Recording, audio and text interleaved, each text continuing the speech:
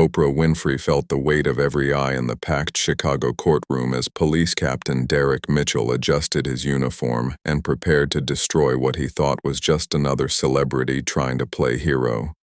The gavel hit the wooden block with a sharp crack that echoed through the room, but the sound was nothing compared to the tension crackling in the air as Mitchell straightened his shoulders, completely unaware that for the past 3 years, the woman sitting calmly at the defendant's table had been methodically building a case that would expose him as one of the most corrupt police officers in Chicago's history. "Your Honor," Captain Mitchell began, his voice dripping with the kind of condescension that comes from 23 years of believing his badge made him untouchable.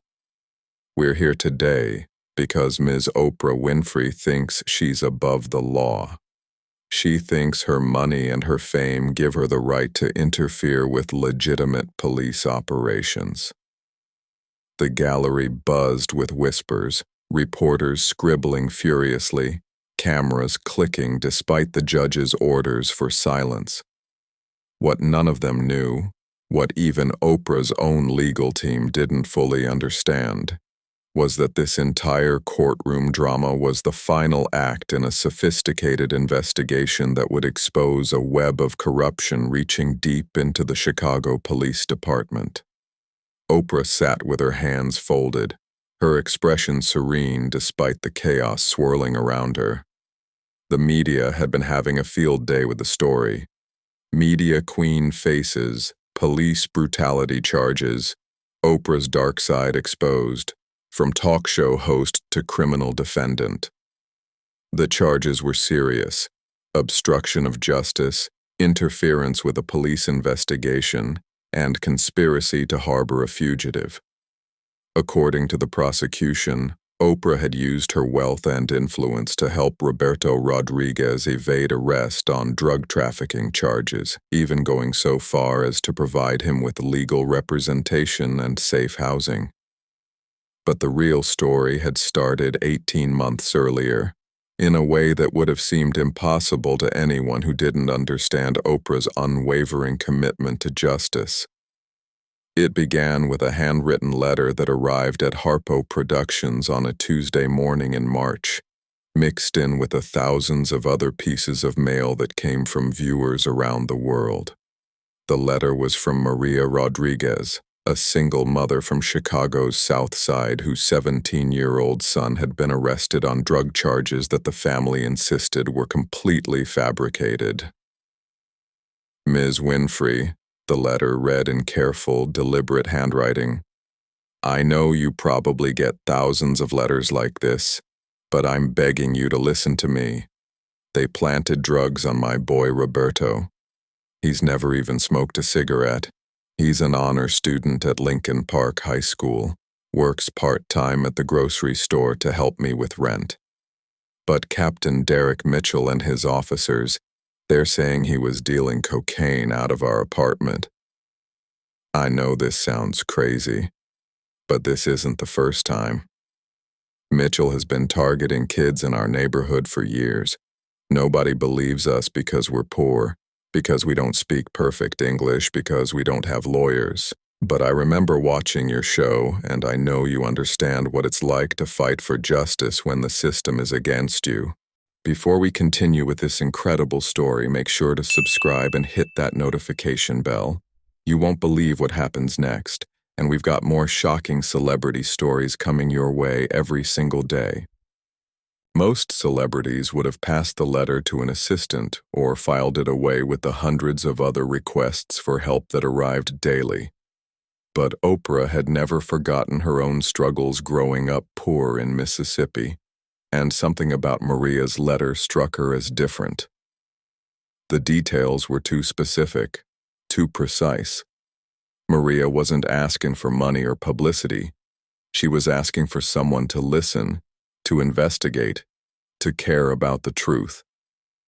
According to FBI statistics, 92% of police misconduct cases in low-income neighborhoods go unreported or uninvestigated, primarily because victims lack the resources to challenge the system.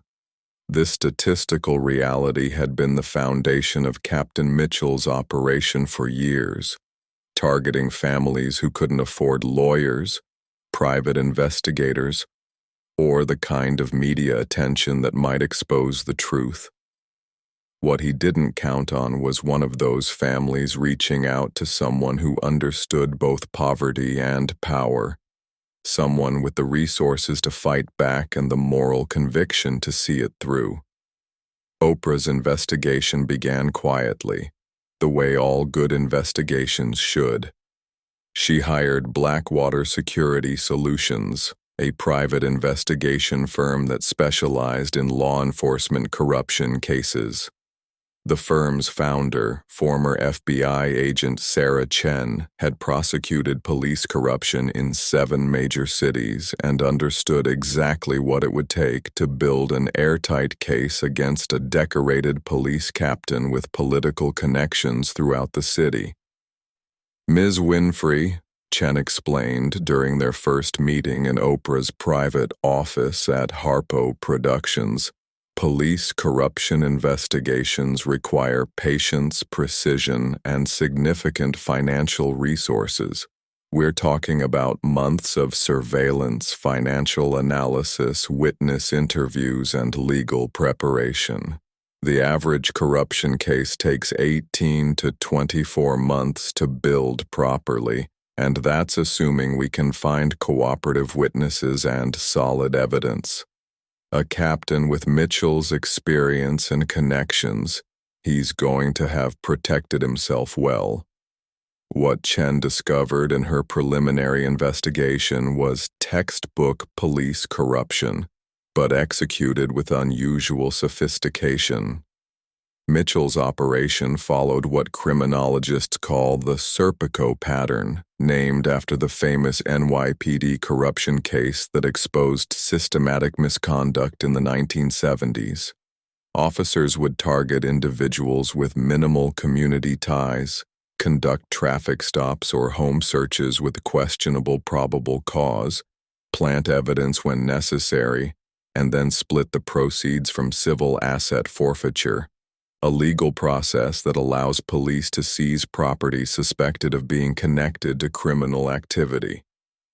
The numbers Chen uncovered were staggering. Over the past 5 years, Captain Mitchell's specialized narcotics unit had seized $2.3 million in cash and assets from suspects in drug-related arrests. However, only 31% of those seizures had resulted in actual criminal convictions. According to the Institute for Justice, a legal research organization that tracks civil asset forfeiture nationwide, the national average for seizure cases that result in convictions is 68%. Mitchell's unit was operating at less than half the national average, which strongly suggested systematic abuse of the forfeiture process. But Oprah's investigation went deeper than just financial fraud. Working with Chen's team of former federal agents and forensic accountants, she discovered that Mitchell had been using a technique that law enforcement experts call testilying, deliberate police perjury in court testimony designed to ensure convictions in cases where evidence was weak or fabricated. Dr. Michael Thompson from Northwestern University's Criminal Justice Department had documented this phenomenon extensively in his research, noting that it occurs in approximately 23% of drug-related arrests in urban areas with high crime rates. The psychological profile that emerged of Captain Mitchell was complex and troubling.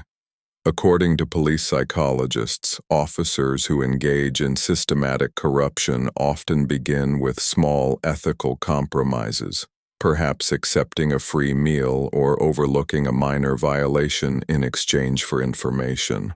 Over time, these compromises escalate, creating what researchers call moral disengagement, a psychological state where individuals justify increasingly unethical behavior by convincing themselves they're serving a greater good.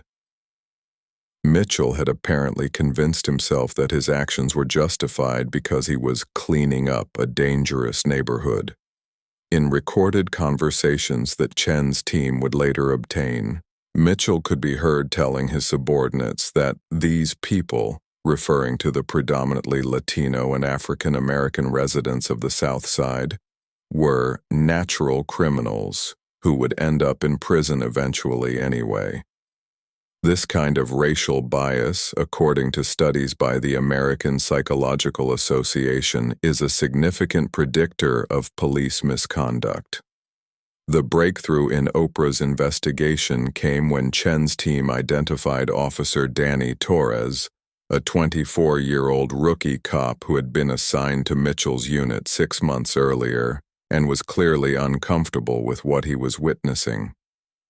Torres fit the profile of what criminologists call a reluctant participant, an officer who gets caught up in corruption through circumstance but maintains enough moral clarity to potentially become a whistleblower. Torres had joined the Chicago Police Department with genuine idealistic motivations. He'd grown up in the same neighborhoods that Mitchell was targeting, had seen firsthand how crime and poverty could destroy families and communities. He'd become a cop because he wanted to make a difference to protect people who couldn't protect themselves. But what he found in Mitchell's unit was the opposite of everything he'd hoped to accomplish. Chen approached Torres using a technique developed by FBI behavioral analysts for identifying and recruiting potential informants within corrupt organizations. Rather than confronting him directly, which could have compromised the investigation or put Torres in danger, she arranged for him to accidentally overhear a conversation about the legal protections available to police officers who reported misconduct. Under the Illinois Whistleblower Protection Act, officers who report corruption are legally protected from retaliation, but only if they can provide documented evidence and follow specific procedures. It took 3 months of careful cultivation, but Torres finally agreed to cooperate with the investigation. The decision wasn't easy. Police officers who inform on their colleagues face serious risks, including social ostracism, career sabotage, and in extreme cases, physical violence.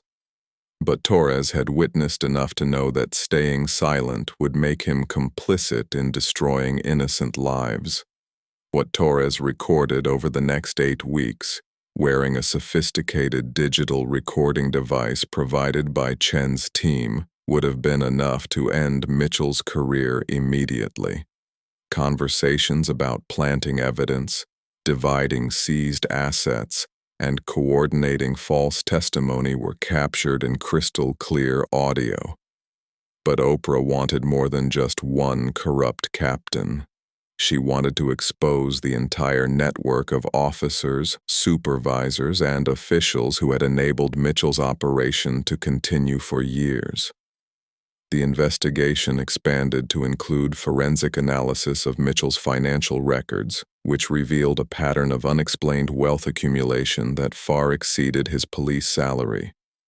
Mitchell owned 3 properties in affluent Chicago suburbs, drove luxury vehicles, and had invested in several business ventures, all lifestyle choices that would have been impossible on his official income of $87,000 per year. Financial crime specialists working with Chen's team estimated that Mitchell had accumulated at least $650,000 in unexplained assets over the past 5 years. Meanwhile, Oprah was quietly providing support to the families that Mitchell had targeted. She hired attorneys for Roberto Rodriguez and 12 other young men who had been arrested on questionable charges. She funded private investigators to re-examine evidence in their cases. She even provided financial assistance to families who had lost jobs or housing as a result of having family members incarcerated on false charges. All of this was done discreetly, through intermediaries and legal foundations, to avoid alerting Mitchell or his allies to the ongoing investigation. But Mitchell wasn't completely oblivious to the threat he was facing. As an experienced police officer with connections throughout the department, he began to notice unusual patterns. Defense attorneys were showing up for suspects who should have been represented by overworked public defenders. Private investigators were asking questions about cases that should have been routine. Most concerning, some of his own officers were asking uncomfortable questions about procedures and evidence handling. Mitchell's response was to escalate his tactics. He began targeting higher-profile suspects, conducting more aggressive raids, and pressuring subordinates to be more creative in their evidence collection. This escalation was exactly what Chen's team had predicted and hoped for. Corrupt officers under pressure often make mistakes that expose their operations more clearly. "Your Honor," Mitchell continued, his voice growing more confident, "the evidence will show that Ms. Winfrey used her wealth and influence to obstruct our investigation into a significant drug trafficking operation. She provided housing, legal representation, and financial support to a known drug dealer, and she used her media connections to discredit legitimate police work. This is exactly the kind of celebrity privilege that undermines law and order in our communities." Oprah's attorney, Marcus Williams, one of the most respected criminal defense lawyers in Chicago, stood slowly. He looked at Mitchell with an expression that mixed pity with satisfaction. "Your Honor, before we proceed with Captain Mitchell's presentation, the defense would like to present some evidence that we believe will be relevant to these proceedings." Williams activated a large screen that had been installed in the courtroom. "Ladies and gentlemen, what you're about to see is 3 years of investigative work conducted by my client, Ms. Winfrey, into systematic police corruption in the Chicago Police Department. Captain Mitchell, I believe you'll find this particularly interesting." The room fell silent as the first video began to play, surveillance footage from Oprah's property showing Mitchell's officers planting evidence during the raid. Then came the audio recordings of Mitchell discussing how to frame suspects and divide seized assets, financial records showing his unexplained wealth, witness testimony from dozens of victims whose lives had been destroyed by false arrests.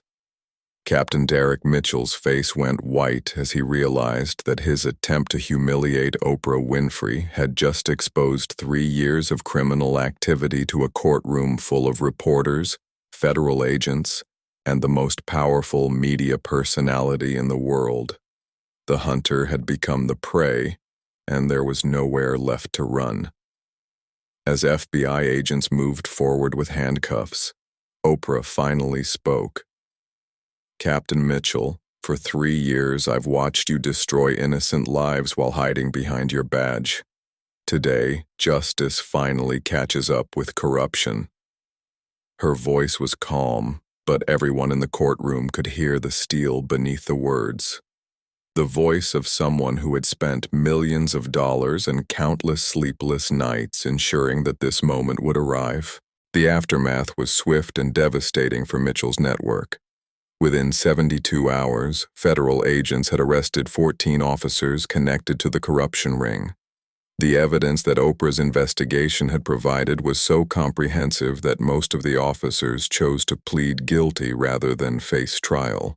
Internal affairs investigators found that the corruption had cost the city an estimated $4.7 million in legal settlements, false overtime claims, and missing evidence.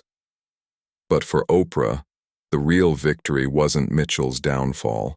It was watching Maria Rodriguez embrace her son Roberto as his charges were officially dismissed. It was seeing the dozen other families whose lives had been shattered by false arrests begin to rebuild with the help of legal settlements funded by the seized assets from Mitchell's criminal enterprise. It was knowing that the investigation had prevented countless other young people from becoming victims of police corruption. 6 months later, Oprah stood before the Chicago City Council as they passed the Rodriguez Reform Act, new legislation requiring independent oversight of all civil asset forfeiture cases and mandatory body cameras for all drug-related arrests. Sometimes, she told the gathered officials and reporters, justice requires more than hoping the system will fix itself. Sometimes those with resources have a responsibility to fight for those without them. The investigation would ultimately result in the conviction of Mitchell and 14 other officers, 47 wrongfully convicted individuals regaining their freedom, and reforms that would fundamentally change how the Chicago Police Department handled internal corruption cases. Most importantly, it proved that even the most powerful corruption networks couldn't withstand the determination of someone willing to fight for truth, no matter how long it took or how much it cost.